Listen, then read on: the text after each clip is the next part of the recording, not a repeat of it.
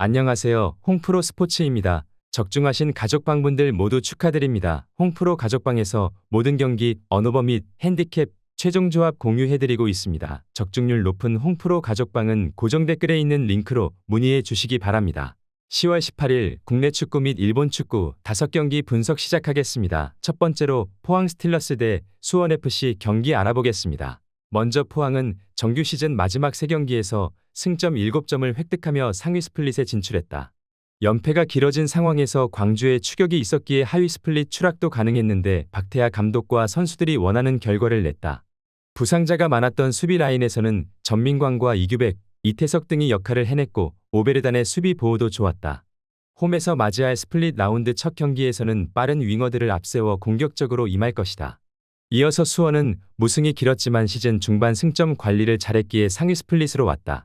이승우의 이적을 비롯해 손준호 리스크 등이 있던 이번 시즌인데 김은중 감독이 선수들을 잘 다독이며 1차 목표를 달성했다.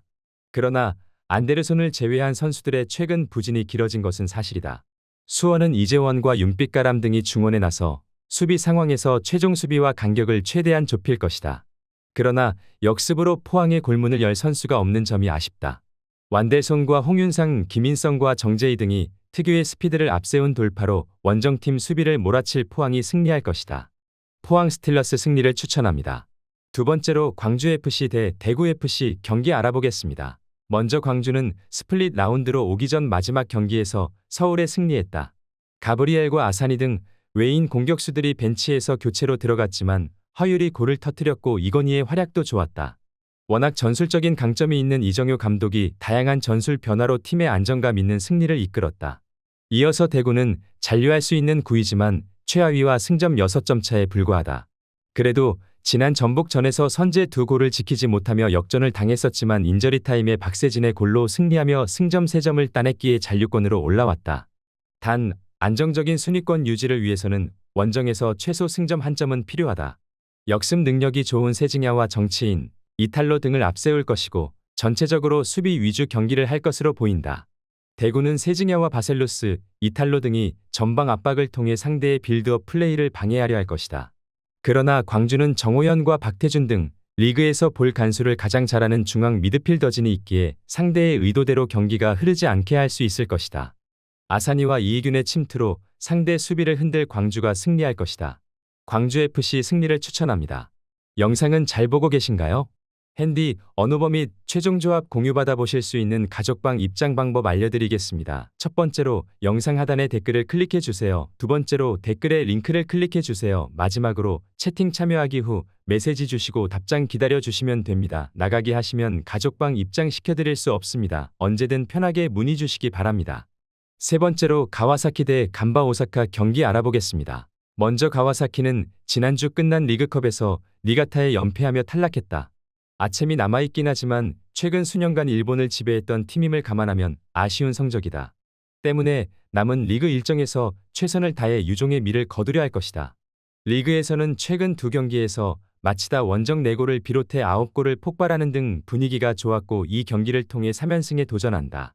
이어서 간바 오사카는 삿포로에 역전승하며 순위를 지켜냈다.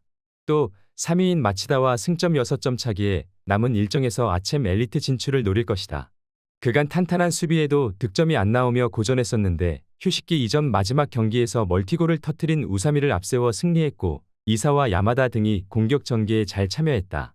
간바는 휴식기를 통해 네타라비가 돌아온 풀 전력으로 이번 원정에 임할 수 있다.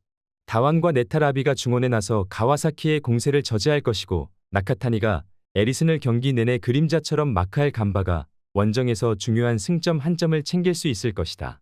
무승부를 추천합니다. 네 번째로 비셀고베 대 FC 도쿄 경기 알아보겠습니다. 먼저 고베는 리그 연승을 이어가며 2위를 달리고 있다. 히로시마와의 승점 차이가 1점에 불과하고 3위인 마치다와는 간격을 벌렸다. 지난 시즌 우승을 차지하며 일본 최강팀으로 군림했는데 이제 리그 연속 우승을 향해 달려가고 있다. 휴식기 전 마지막 경기에서는 사사키와 패트릭 등 교체로 들어온 선수들이 골맛을 봤고 하치세가 경기 내내 측면 돌파로 기회를 제공했다. 이어서 도쿄는 휴식기 전 4경기에서 무패를 기록했다. 도스의 텐백에 무승부를 기록한 것을 제외하면 마리노스와 우라와 등을 연파했다. 전력에 비해 성적이 나지 않는다는 평가를 들은 팀인데 이번 시즌은 나아진 성적을 내고 있다.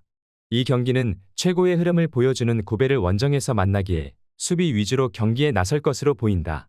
도쿄는 다카이로와 히가시 등이 중원에서 백포를 보호하며 실점하지 않는 데 집중할 것이다. 노자와 키퍼의 컨디션도 최근 좋았다. 그러나 우승을 위해 승리가 필요한 고베의 의지가 더 강할 것이다.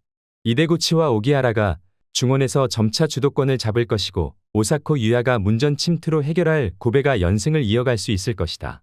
비셀고베 승리를 추천합니다. 영상은 잘 보고 계신가요?